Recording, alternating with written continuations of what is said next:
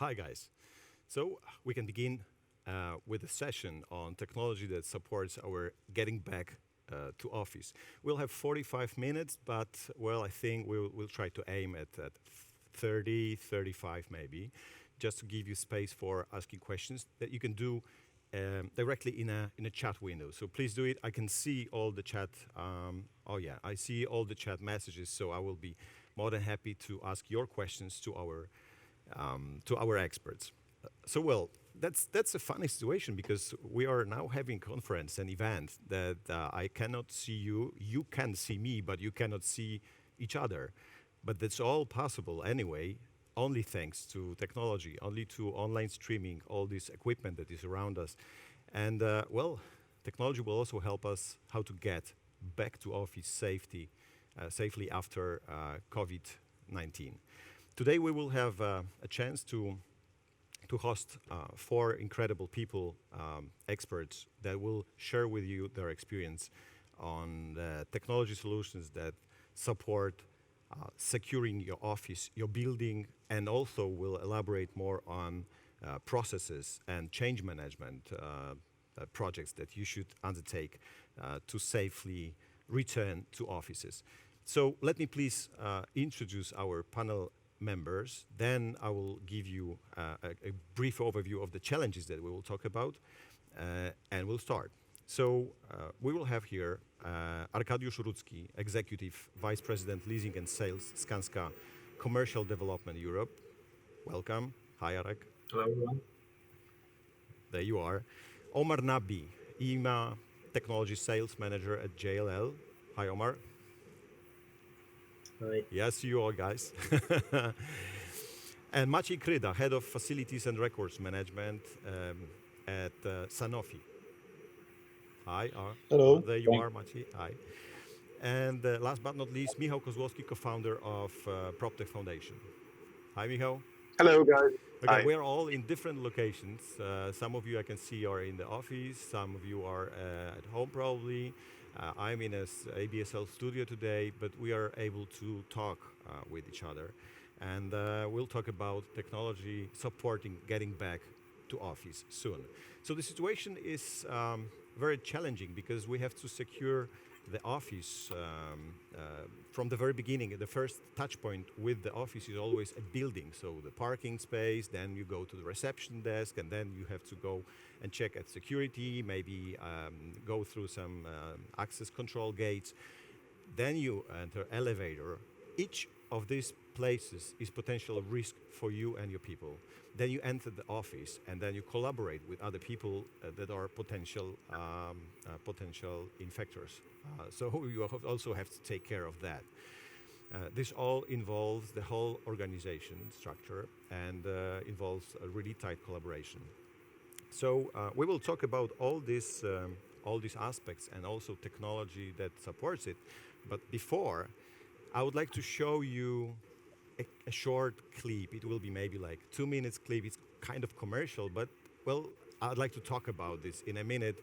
So please take a moment to take a look at this video. Boom. Connected by Skanska, the most integrated software for office users. Jezu, gorąco jest.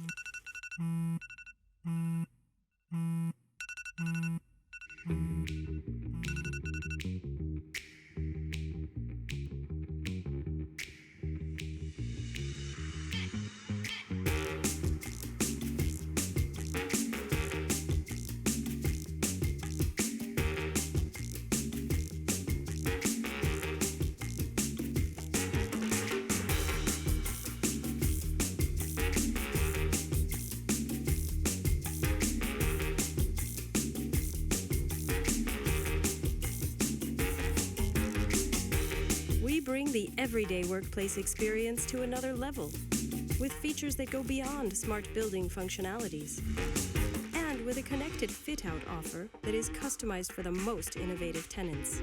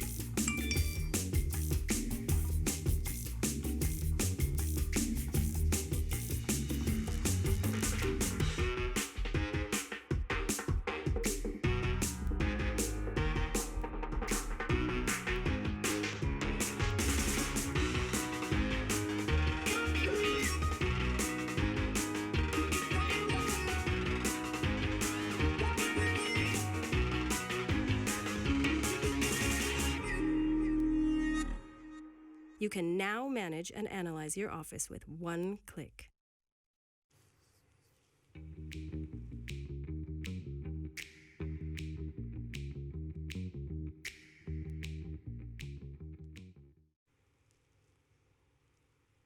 Well, nice, isn't it? But, well, the most interesting thing is that this particular clip was recorded 2 years ago. 2 years ago when Spark building was open to public and the Connected by Skanska platform was launched. So it was 2 years ago, and when this platform was launched, the market was buzzing around. Oh, it's a user experience, tenant experience. It's nice to have. It's an application that maybe someday will come in handy, but just to take care of communication. But now, post-COVID reality changes perspective totally. And I would like to ask Arek, who's representative, Arkadiusz Rudzki, representative of the developer of Skanska, was it a wise decision to have a branded application 2 years ago when everyone was just, looking at some PR opportunities connected with technology? Hello, everyone. Was it a wise decision? It was wise for us from the very beginning, especially due to the fact that we wanted to be the most innovative developer in the market. At Skanska, we have two key focus areas. It's health and safety and innovation. And of course, Connect by Skanska fits into the innovation part, but as we see today, it's very much in line with our health and safety approach. When Connected by Skanska has been created, for us, the main focus was to make the system which integrates the functionalities of the building installations with the touchless or remote control over those functionalities, which today gives us, I would say, outstanding solution to limit our contact with the surfaces in the buildings, which potentially might be platforms for getting infected. So all the features which you have seen in this short teaser of Connected by Skanska, like touchless reception, like the smart parking, like managing the building functionalities from the level of your phone, are helping us today in post-COVID reality with really health and safety approach and care for life. As a care for life is like the fundament of Skanska operations and the strategy going forward. And looking for health and safety and innovations, this is our strategy, and we're really looking forward to develop this platform even further. Thank you very much. And it looks like it's good to have a long-term strategy when you are implementing technology and not just looking at hot trends.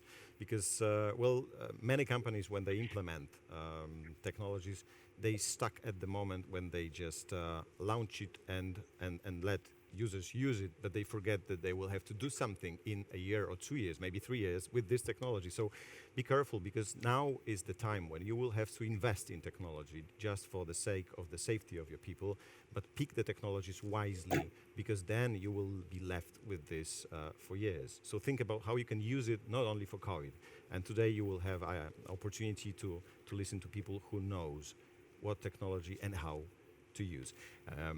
Arek, thank you very much. And wherever office we are talking about, and wherever office we are entering, then the first point of contact is always building. As I mentioned before, and as we saw on this old commercial of Connected by Skanska, there's a parking space, there's a reception, there's access control. How we can use technology and why, at which point, to preserve the safety, both visitors, employees, and the receptionist and security guards. Arek, can you hear me? Yeah. Of course, I was I hypnotized you.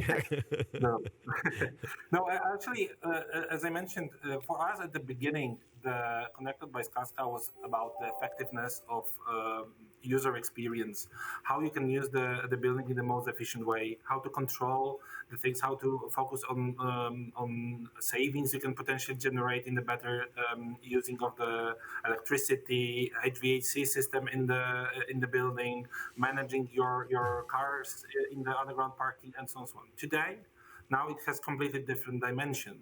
And if you are looking at this way, which you have been describing, how you are getting to the building, we try to limit all the contact points for the employees or people who are visiting our building. So while you are getting to the parking, you can manage your parking in a way that you can spread the cars over the accessible parking slots which you have. Right now, there are some algorithms which are helping in that. It can also save you the cost, because we know that obviously now the costs are also the important factor of the post-COVID reality. Then while you are getting to the reception, there is no reception, in fact. So you don't need to sign anything at the front of on the building. You don't need to take the card from the receptionist. You're just passing through the gates, and the lift is showing up automatically, and it takes you to your floor where you're operating, you're working without any contact with the gate, with the lift buttons, and then the automatic gates are opening and you're entering your working place and then sitting at your desk. And now you have the completely limited contact with the surfaces which are used by the different people. You can, of course, even though they are sanitized, because this is something what we are doing in all of our buildings. I assume that every landlord is doing this nowadays very often, many times a day.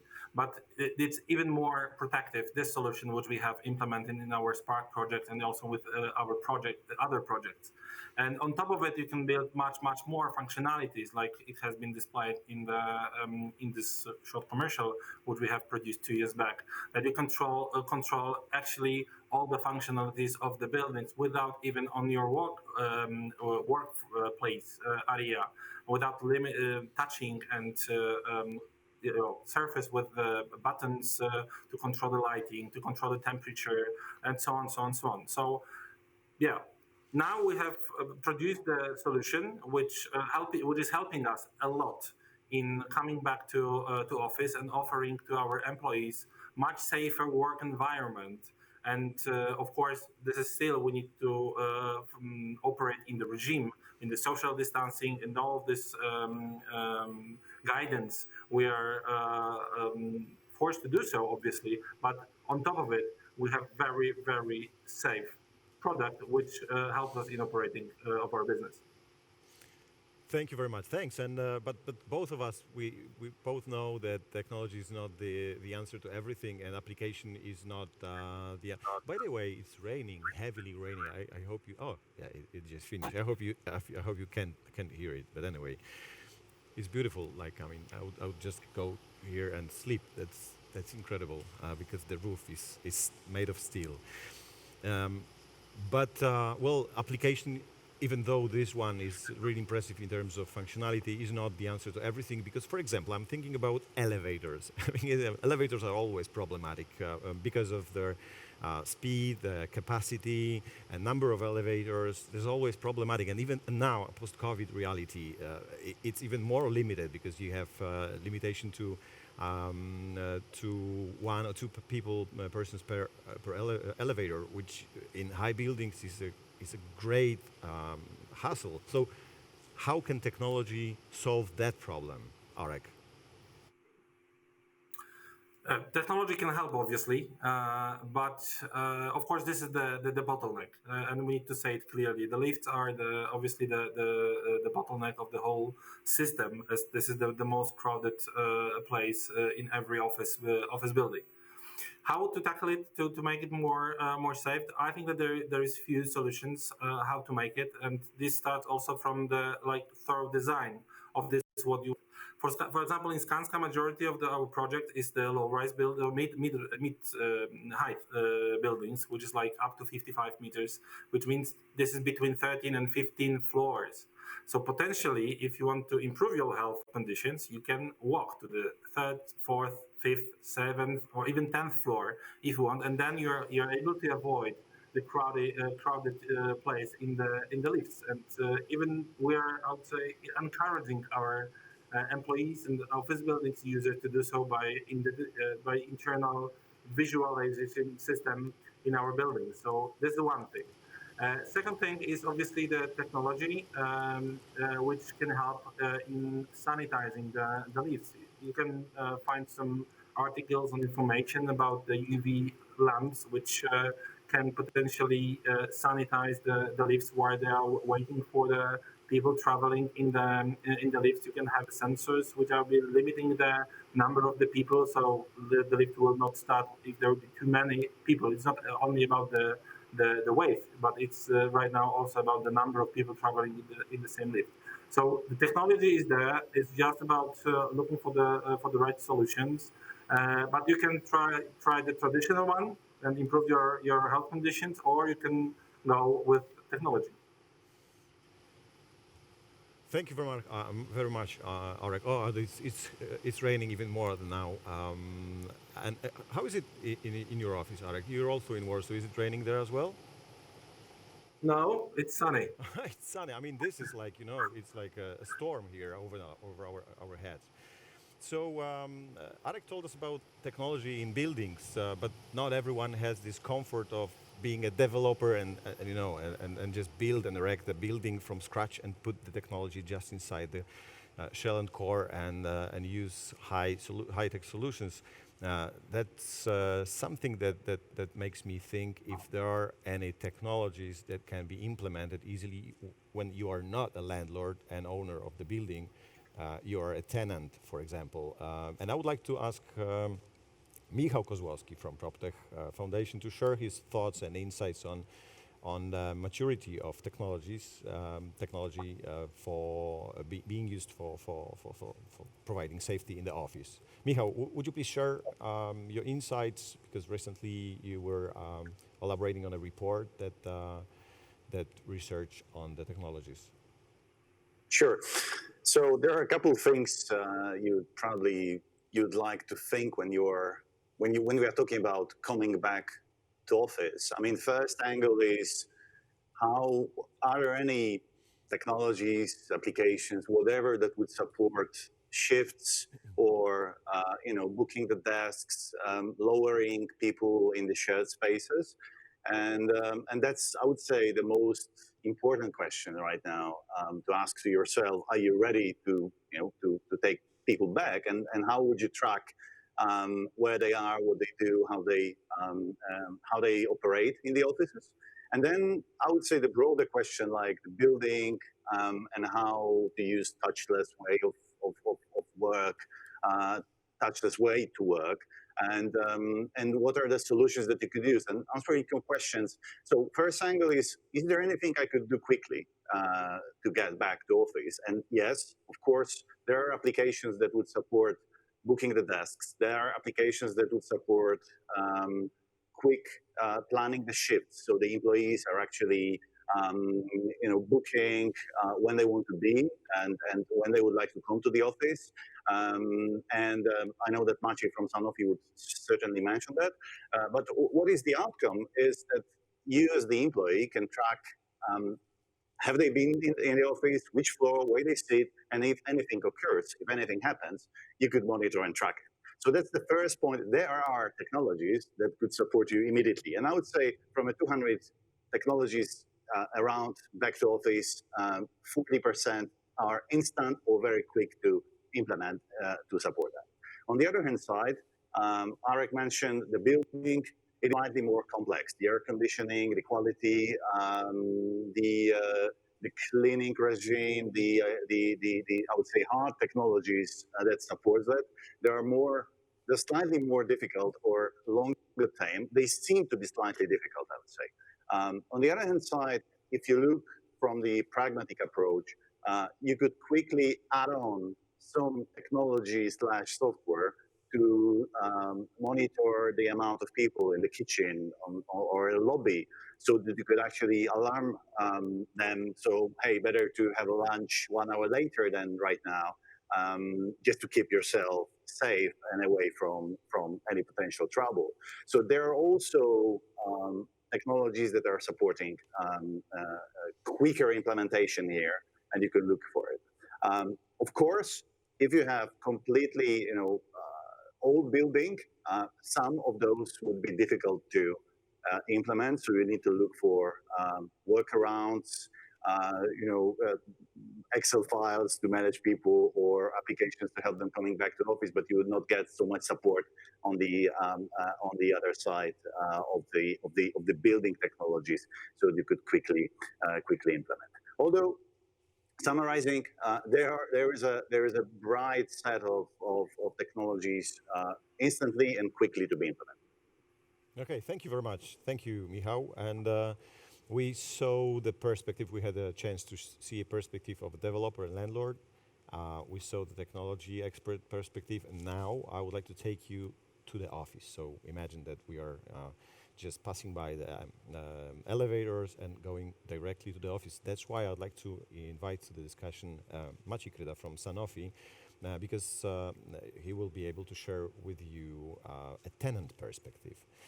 Maciej, you work for a pharmaceutical company, and there is a Sanofi Pasteur entity that is developing vaccinations and making a lot of research on vaccinations. So I believe you may have some information that not every tenant has. So I would like to start with the question, when the vaccination to COVID will be finally, eventually ready?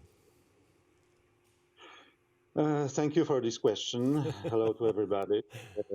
It's not easy to answer such kind of question. So everybody expecting it in the middle of the next year, and our company do the same. So I think that end of the August, maybe September next year, we will be ready to confirm the full availability on the market. Because inventing some new vaccination, it's of course a challenge, but to be sure that it is the safe and we can offer it to the market and it is safe for the people is a challenge.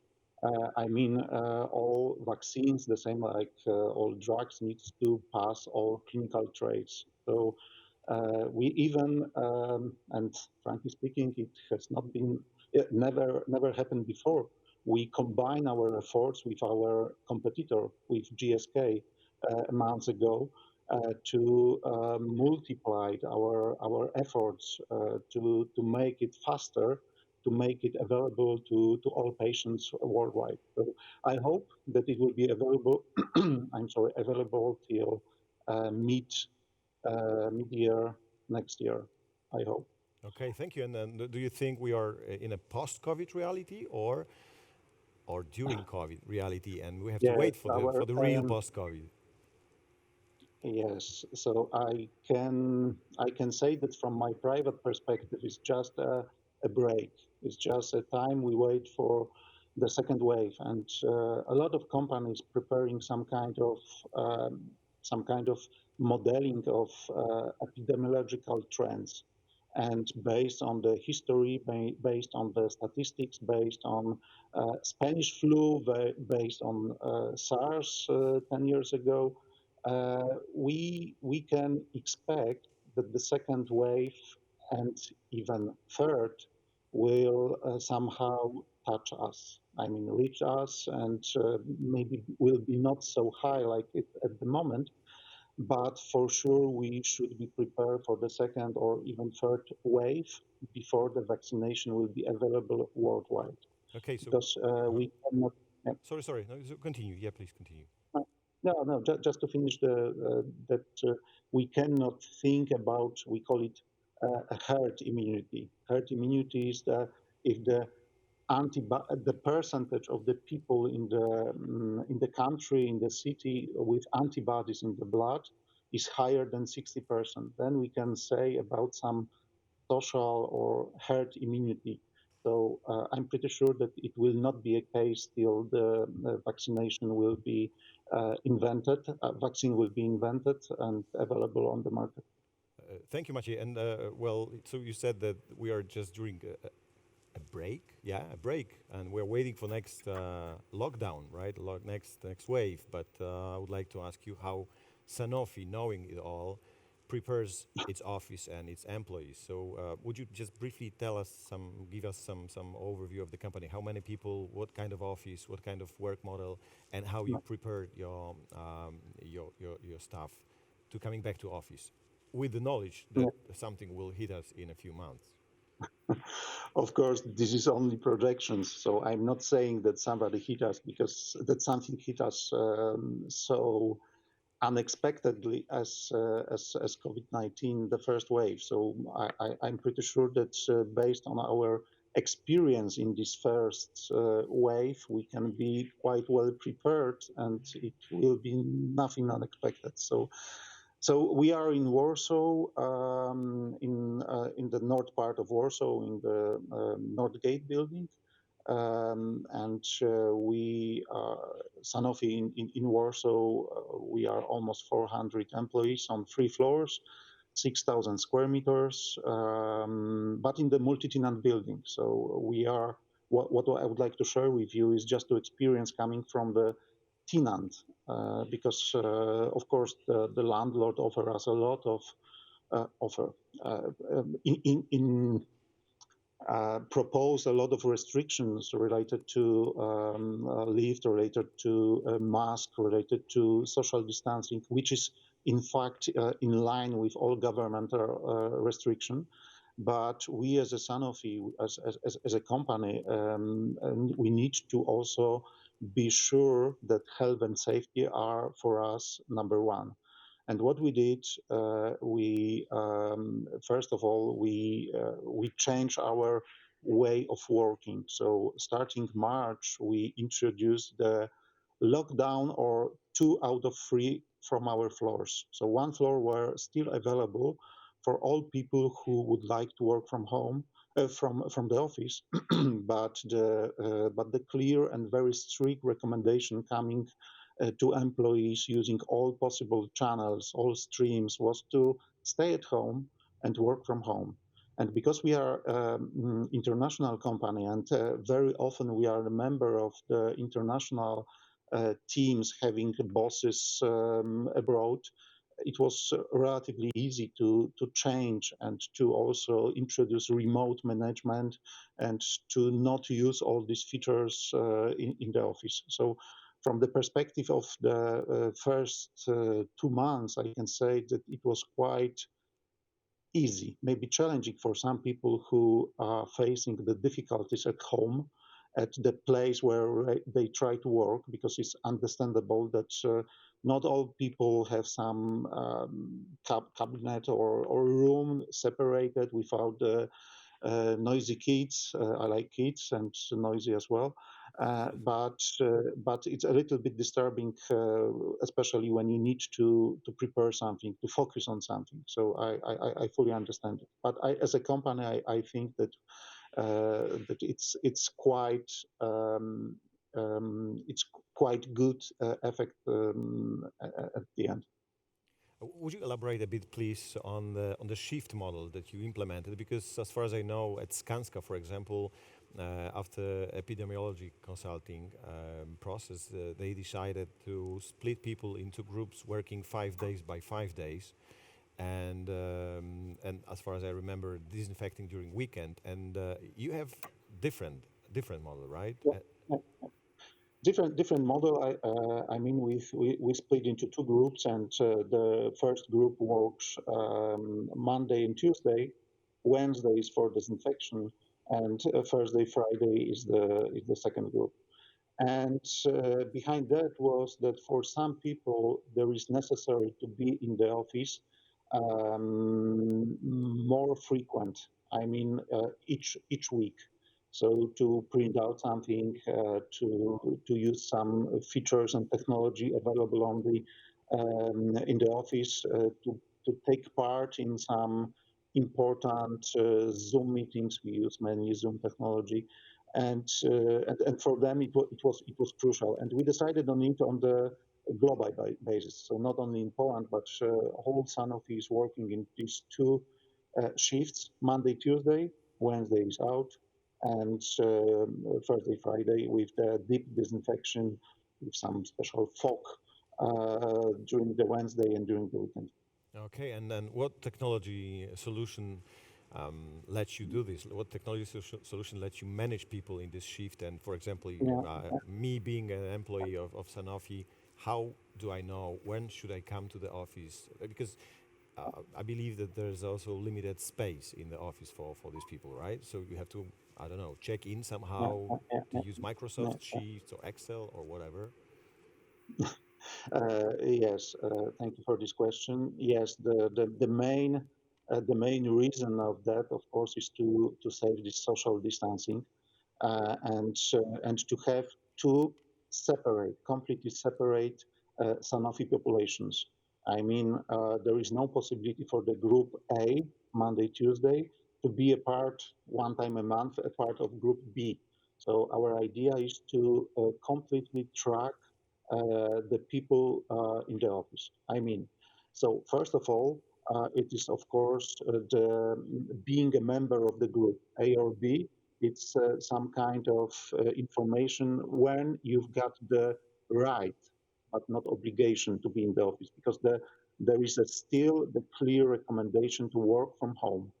But if somebody would like to visit the office, and I call it visit, so and work from the workplace 1 hour or even holiday, it is possible, but only during Monday, Tuesday, or Thursday, Friday for the second group.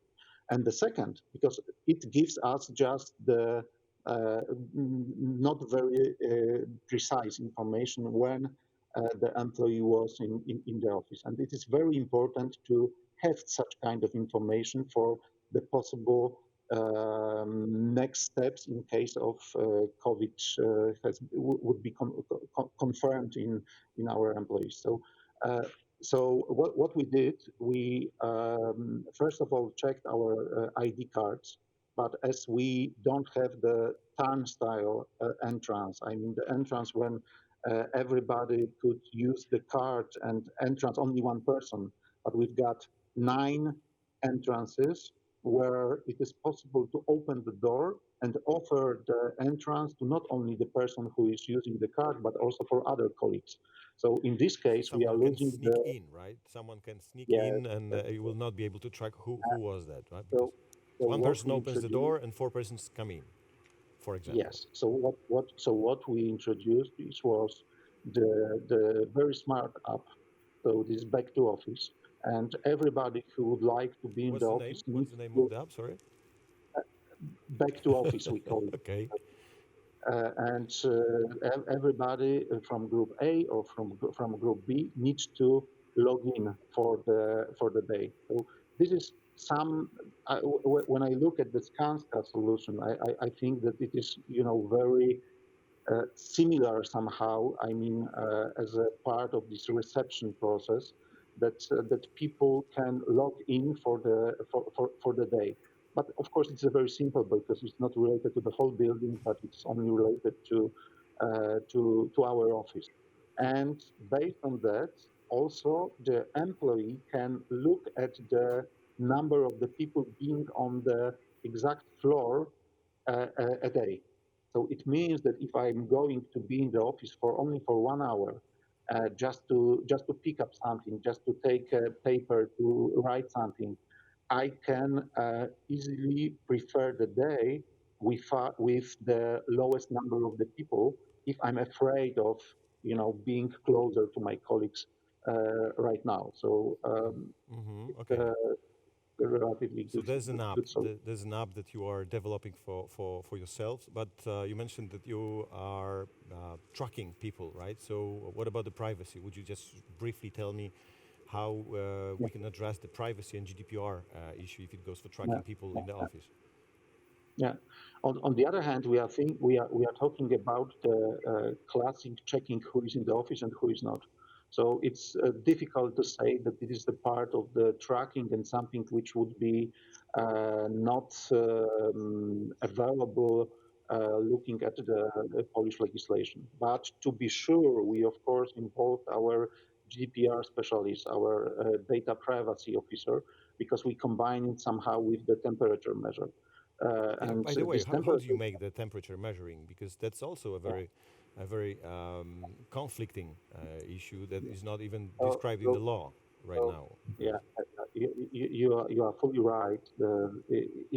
When you look at the movies with the measuring temperature and the entrance and make possible to enter the entrance only for the people with the temperature below 38 or 38.5 Celsius degree, it's not so easy.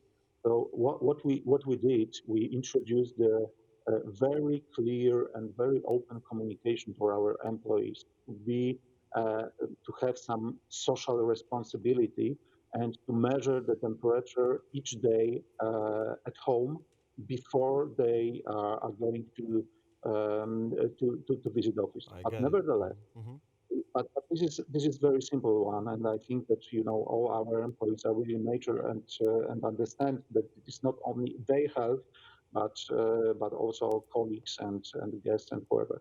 But nevertheless, we also offer something which is completely not obligatory. It is some terminal very close to reception, but in a little bit hidden area.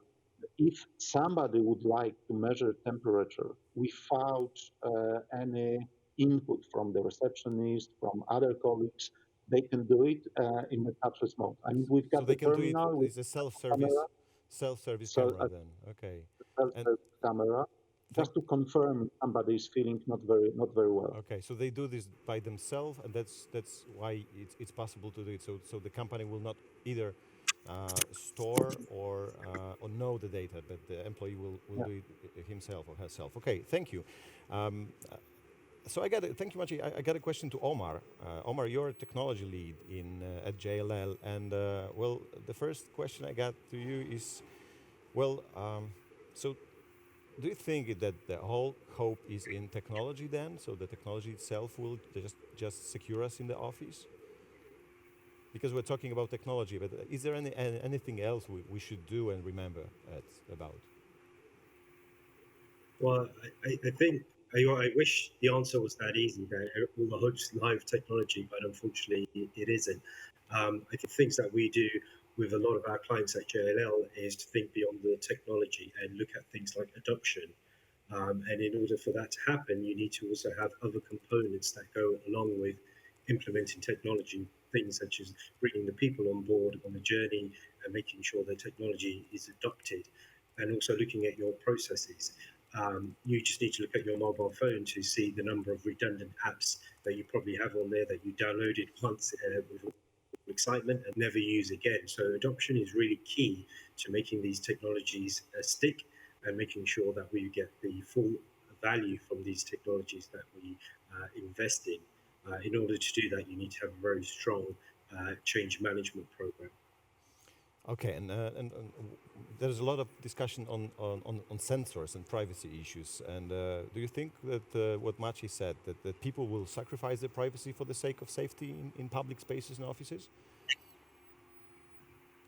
Yeah, great question. I think if you think about it today, generally it comes down to how much value or how is this technology going to make my life more convenient? So am I going to be able to do things faster, easier, etc.? I think when the value makes our life easier, people are more willing to give up some of that personal data in exchange for that convenience. That's certainly something that we've found working with our clients with technologies such as sensors and mobile applications. And I think also generally the way society is changing, when we use applications like Facebook or Google Maps or these kind of tracking applications, we are already familiar with giving away a certain amount of our data in exchange for some convenience. One of the interesting aspects that I see going forward is, how we use that information for the greater good. If you think about Google Maps is a perfect example where in order for everyone to have a better experience, so if I'm looking for a restaurant with some reviews of other users, I need to pull my data in there to then be able to extract some value out of that. And I think it's going to work very similar in the workplace where as long as I've got convenience, as long as I can get my tasks done faster, and I can have some additional value from sharing my data, it becomes a much easier process. Yeah, thank you very much. Yeah, that's very valuable, and I totally agree that technology itself will not solve our problems, and we have to engage the whole organization and with tight collaboration between HR, IT, GDPR departments, and management. Guys, we thank you very much, Omar. I received the message that we have to wrap it up and finish to catch up some time. Thank you all. For being part of this incredible panel. I hope it was valuable for you, our viewers. And well, unfortunately, we'll have no time for the questions from you. But as soon as you will, as we finish, I will get back to you and come back to you with the questions that I will ask directly, personally to our experts, and get back to you with the answers. Thank you very much in my and ABSL, PropTech Foundation, Skanska, JLL, and Sanofi behalf. And well. Catch you later. Thank you.